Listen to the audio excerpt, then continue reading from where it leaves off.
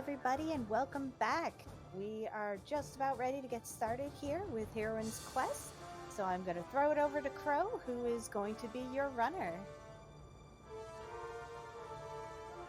Hello, everyone. I am Crow, and this is Heroine's Quest, the Herald of Ragnarok. Similarly to the game that you just saw, Mage's Initiation, this game is, first of all, made on the same game engine, I believe. It's also a hybrid Western-style RPG / point-and-click adventure game. Unlike the previous game we just did, though, this one is 100% free. So if you like anything about what you're seeing here, I can highly recommend this game. It is very well put together. So let's go ahead and name our heroine here. See how many people get that reference. Oh, crap. I just hit the yes button on tutorial. Okay, let's restart Heroine's Quest before that becomes a problem. What a way to start the run. Okay, so what we're going to be doing here is as we create our character, it's going to be very similar to how a character is created in the Quest for Glory series of games, where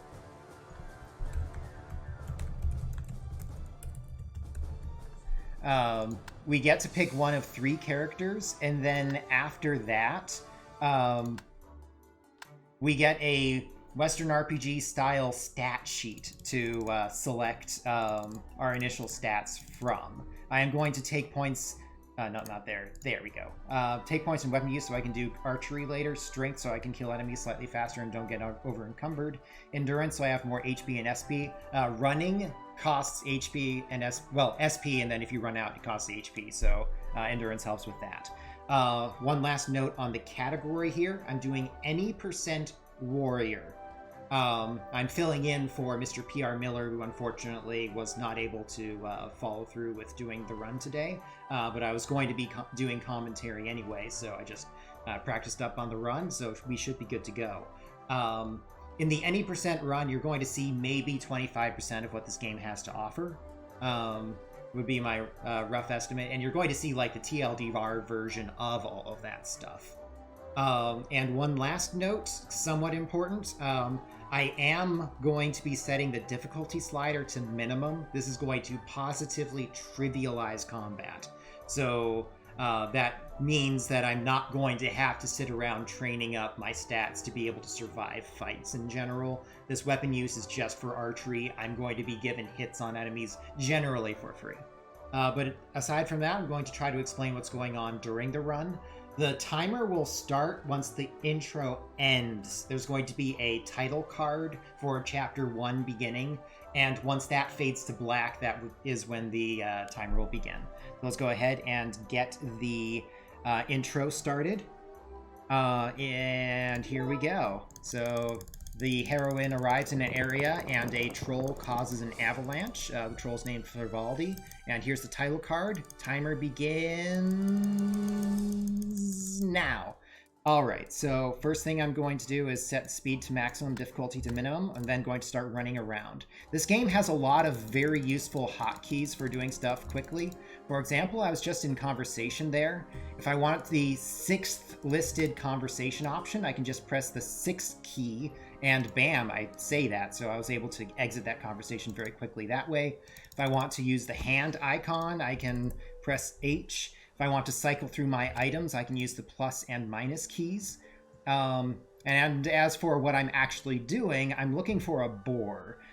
There's a survival aspect of this game, and the surviving in the winter aspect of it is negated by the fact that I set the difficulty slider to minimum. But I do still need to eat occasionally. Right now I have the hungry status effect, as you can see on the upper left. And that is going to go away once I have eaten food. I'm not allowed to sleep so long as I am hungry, and that's how they force you to do this on day 1. So I'm going to go ahead and eat, and then sleep, and then that's it for day 1. So we are in the middle of the Fimbul winter. All of this stuff is taken from Norse mythology, in case it wasn't clear already. And Fimbul winter is a magically induced winter that's prophesized to last through Ragnarok, the twilight of the gods, which is a thing we're going to try to make not happen. So anyway, we were supposed to talk with the Jarl, which is kind of the ruler of this area. The town I just exited was called Fornsigtuna, and rather than talking with the Jarl, we went into his castle and stole a tinderbox. We could have taken the tinderbox in a more honorful fashion by just asking for it, but we're in a hurry, so we didn't. This does cost me honor, which would matter if I was going for a 100% run, because as a warrior, one of the things that's worth points is pulling out Balmung from a tree. It's a sword that's just kind of there.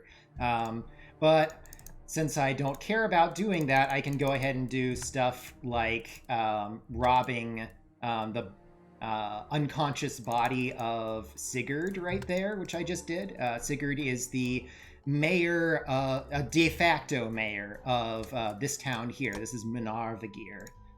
I'm seeing people talking a lot about Ratatosk in chat here. For better or for worse, the first conversation with Ratatosk can be completely skipped just by right-clicking, so we already went past that. We will see the Doom Squirrel a little bit more later. For now, I have just gotten myself a little bit of gear. I used some of the money I stole from Sigurd in order to purchase a shovel and a vase, both of which are going to be involved in dealing with a hogbui. The hogbui is the specter that rises from the grave, and more specifically from the remains of someone. So we are going to deal with the hogbui in order to impress Arvindel, which is a wizard who we should have met. And by the way, his dialogue is awesome, and you should listen to all of it. But we did not meet him because we skipped the meeting with the Jarl. So anyway, we are going to go to the cemetery here, and we're going to go ahead and just poke these zombies until they fall over. This is necessary because we need to find out which grave the hogbui is coming out of. That fight actually went pretty poorly. Alright, so that's the grave. The grave in question is randomized, and you're not even allowed to just like randomly dig up graves, because that would be the biggest dick move possible. Anyway, while I'm at it, because the food item is right in the same chain of items as the ones I needed to deal with the grave, I just ate some food in the middle of scooping up the ashes that I burned using the tinderbox. So now I'm just carrying an urn with a bunch of ashes in it. It took me a couple tries to get into Fornsigtuna. That's why I got a few extra points in climbing. There's a few cases where I need to get into a town whenever the gates are not open. So I have right now skipped a fairly major event. One thing that's supposed to happen is you're supposed to sleep in Manarvagir, and that will cause a thief to go rob you in the night. We escaped Manarvagir before sleeping there, and in so doing, managed to circumvent that entire plot line. So now we're instead just immediately moving on to where Jaime, the child of Voland and Hervor. Oops, I tried to run. The child of those two happens to be kidnapped, and Ratatosk is holding the toy sword that Jaime dropped whenever he was kidnapped. So now that we've gone ahead and picked up that sword by fighting a valiant battle, as you saw, against Ratatosk, I now have that sword and can therefore bring it into Armdell. So, Cedric was there. He's from King's Quest V, I believe it is. So first of all, I need to turn in the Hogbui quest. This gives me a bunch of cash and also gives me some ether. I'm going to use both of them over the course of the game. First of all, I was completely broke before, and I need to buy some booze. Specifically, I'm going to be buying some mead.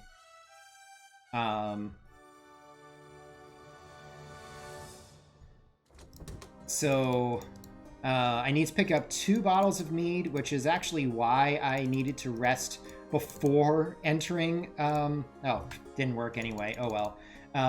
Whenever you rest in this game, it always leaves you at the top of the hour. So depending on where you rest, if you like rest and then move versus move and then rest, those 2 options will actually drop you off at a different time of day. And I was hoping to get to a late enough period of time that Leithrazir would already have been in the tavern, but she wasn't, so I wound up having to rest again. Minor time loss, but every little bit counts in a run that's as short as this one. The divination from the wizard Arvindel determined that Jaime was taken off to Svartalfheim, one of the 9 worlds of Norse mythology, and it's the home of the Svartalfs, surprise, surprise. And we'll need to use these stones to get in. It's a kind of a complicated procedure you have to do here. You have to keep walking clockwise. You have to activate the stones in a particular order, and then you need to dump some mead on the ground in order to open this up. There's various people you need to talk to find out one little part of the puzzle at a time. 4, 6, and 3. All right. So if you answer any of those questions wrong, you wind up lost in the void, which is not so great. So we didn't do that.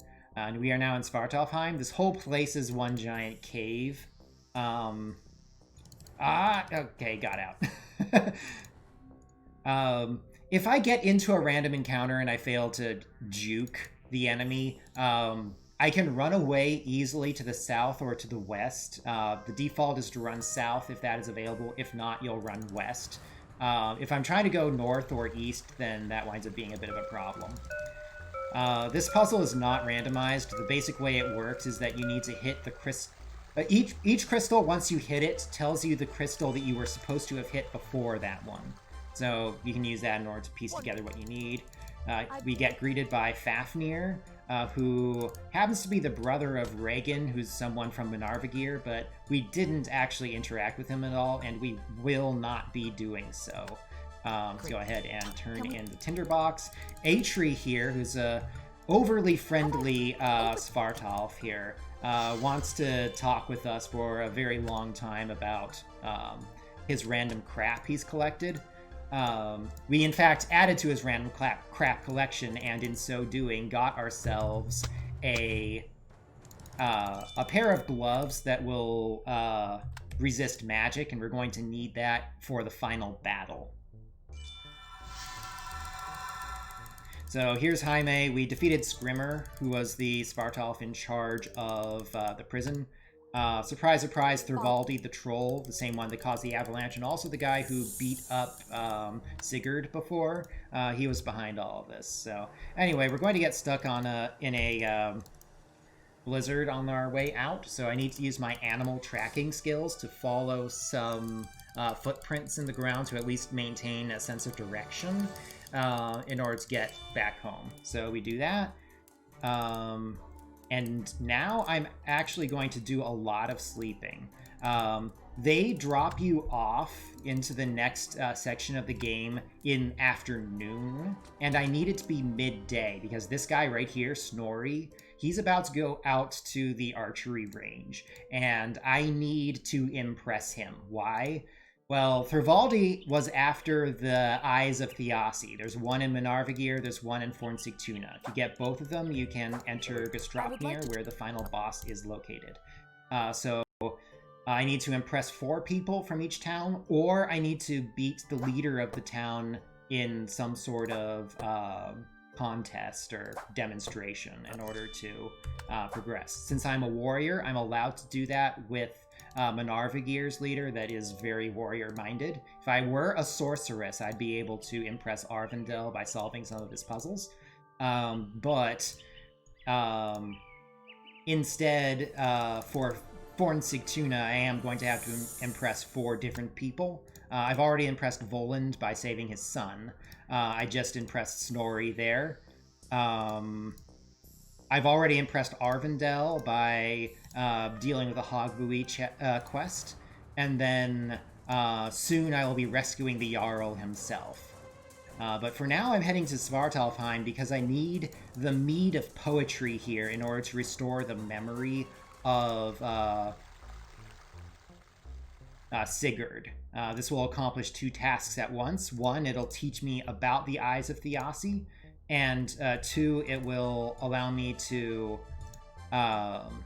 do the challenge against the mayor.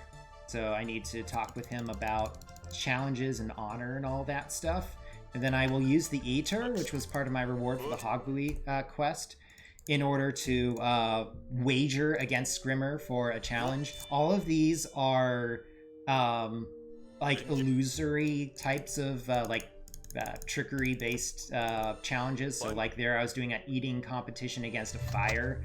This is a fight against old age, which you can actually win, apparently.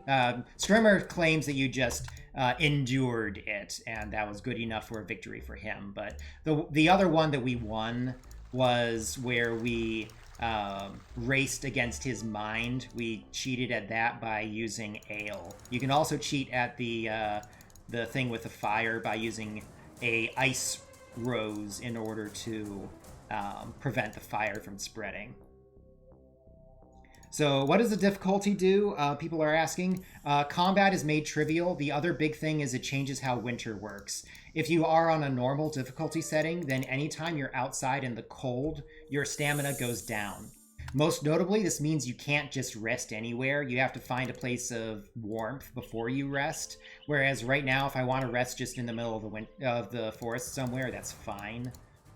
I'm hoping I find Sigurd quickly here because I need to give him that bottle of mead I found. Oh, hey, here's Ratatosk again. He claims to have stolen one of the eyes of Fazi, not understanding that we need the eyes of Thiassi. Anyway, give Sigurd here the mead of poetry, which allows him to remember everything he had forgotten. In particular, he had been in a relationship with Brynhild the Valkyrie, which the gods cursed them because of that. So now I need to... Now that I have done this, Sigurd is impressed enough with me that he'll at least allow me to get into a duel with him. And I will, in fact, win that duel thanks to the minimum difficulty setting, which basically means all enemies will die in either 2 or 3 hits. Ending that fight there is kind of weird. It shoves you in the upper right corner of the screen after the fight, and yeah, it's just kind of strange. Anyway, let's see if I can get to the mirror. There it is. Okay, so here's the Huldra. The Huldra is distracting the Jarl, shall we say. And I hit the wrong button there, but it's okay. So anyway, I turned the Huldra's hypnotic gaze back upon her by handing her a mirror. And so that got the Jarl to no longer be in her clutches. So now we actually need to wait until the next day. The issue here is that the Jarl isn't going to be back to his usual routine until the next day. So then I'm just waiting until nighttime, because during the nighttime, I can find both Arvindel and Voland right here in the tavern. So you are the keeper of the Eye of Thiassi. We'll talk later. Rest one more time. And here's Arvindel. Voland originally was the holder of the Eye of Thiassi. That's why his son was kidnapped before. And he gave it over to Arvindel. So at this point, we have, in fact, impressed 4 people and led them to believe that we could perhaps do something about Egther, who is the ice giant, or Jotun if you prefer, right there, who is behind the Fimbulwinter and who we need to defeat in order to stop Ragnarok.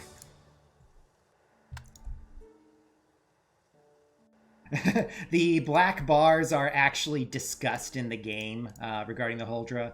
You can ask her about them, and then there's a whole lot of humor in this game, nearly all of which is skipped for the speedrun because, you know, we're not hearing any of the dialogue. But yeah, there's voice acting too in this game. I guess you wouldn't necessarily know that from the speedrun thus far. And the voice acting, for the most part, is pretty spot on, too, so everything about this game really is great. Anyway, finally we get to go up against Thrivaldi.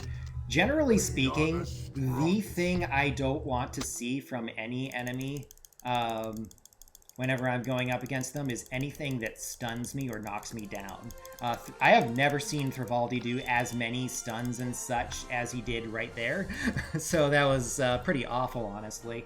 I am probably going to go ahead and drink the health potion they're going to give me after the fight against Fenrir. So here's Egther. Apparently Egther is keeping Fenrir around as a pet, so we'll have to go poke Fenrir a couple times to take him out. Fun fact, Fenrir, if you have minimum difficulty setting, Fenrir is actually lower health than a general just wolf in the forest. Anyway, let's go ahead and scoot along the ground. Our reflection would attack us if we tried to walk along here. I do need to walk rather than run, but because I was officially in running stance while I was scooting along, that actually made me move faster. Anyway, I need to pay close attention here because my future self is going to say something and I need to complete the time loop. Keep this gem safe. Strike down Egther. Okay. Gem safe, strike down Egther. Hopefully I'll remember that. So, the Norns, one of them represents the future, one of them represents the past, one of them represents the present. So we're going to visit 3 different areas here. First, from the future, we have acquired 2 items we need. One, this is an area we were supposed to visit for like 4 different quests, but wound up not touching at all for the speedrun. So we need to plant a tree that's very important. It's the tree of Idun. It has golden apples that we were supposed to use to heal Angrim, but we didn't. Anyway, it was keep this gem safe, and then strike down Egther. And then I need to hand this thing, which is the key to make the portal work. Okay, there we go. If you mess any of that up, the time loop is broken and you lose. So then I'd have to restart the whole Gastropnir Keep section, and that would take a while. Anyway, we're very close to time here. There's 1 spell I need to block here, and then there's going to be 2 phases to the upcoming battle, so this is going to end very quickly. Okay, here's phase 1 done, and phase 2, we're done. Curse you, human! 2 days ago, this would have been a new world record. Instead, the run I did practicing very recently was actually a little faster than this. But yeah, this was quite good.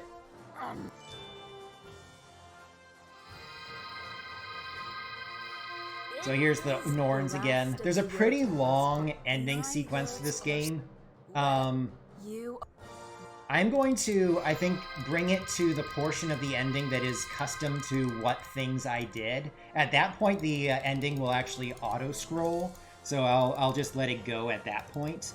And then the credits afterward are unskippable, and honestly, they take forever, so probably not going to bother with waiting around for that. Anyway, there's a whole lot of things we could have done, and depending on what we did, this ending will be different. The people we have impressed from Forensic Tuna will come up and talk to us. So will, for example, Sigurd, because we gave him the mead of poetry, so he remembered Brynhild. Here's the family. We rescued Jaime. The wife of the family could turn into an animal, depending on what we do. If so, she will be up here alongside Ratatosk, where Ratatosk will be if you reform him. There's also Lith and Lithrazir could become a couple. If so, they'll both be here rather than being separated between the towns. That sort of thing. So again, this game is really quite excellent. Definitely give it a try. It is a free game, so yeah, definitely something I can recommend. As for my streams, what you'll see there is a mixture of RPGs, adventure games, strategy games, and then also some game development sort of things. I do a randomizer for Final Fantasy IV called the Lunarian Shuffle. I haven't been touching that for a while now, but I will get back to that at some point. I also am currently working on Lunacy Mode, which is a game randomizing tool for Trials of Mana, which is a game that came out not too long ago as a remake of one of the games from the Mana series. Speaking of the Mana series, coming up very soon, we are going to see Adventures of Mana, which is the recreation of Final Fantasy Adventures / Mystic Quest / Seiken Densetsu Final Fantasy Gaiden, depending on which region you played the game from. But before that, we've got Destiny of an Emperor, I think is the name of it, which is a very interesting take on the RPG concept for the NES. So both of them are very interesting runs. So definitely look forward to what's coming up soon. And I do hope to see you guys on streams on my own channel at some point in the future, too.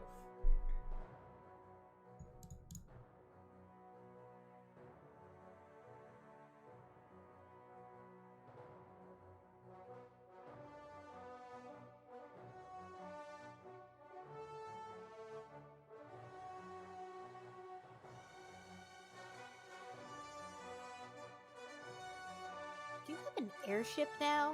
That's amazing.